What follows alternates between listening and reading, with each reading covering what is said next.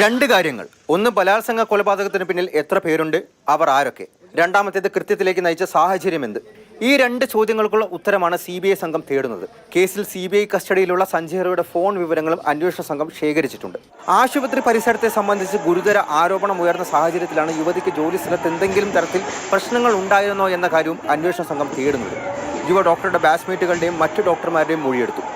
ഇന്ന് 4 ഡോക്ടർമാരെ കൂടി ചോദ്യം ചെയ്യും. ആശുപത്രിയിലെ മുൻ പ്രിൻസിപ്പൽ സന്ദീപ് ഘോഷിനെയും ചോദ്യം ചെയ്യാൻ ഒരുങ്ങുകയാണ് CBI.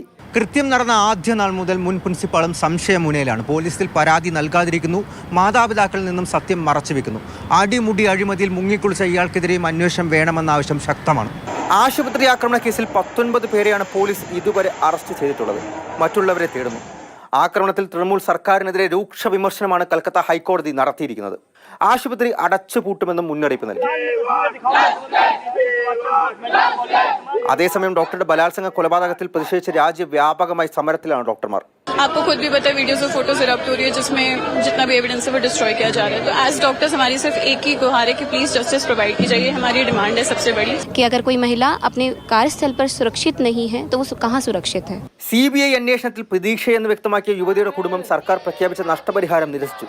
അത് മകളെ അപമാനിക്കുന്നതിന് തുല്യമാണെന്നും വേണ്ടത് നീതിയാണെന്നും യുവ ഡോക്ടറുടെ അച്ഛൻ. മാതൃഭൂമി ന്യൂസ്, ഡൽഹി.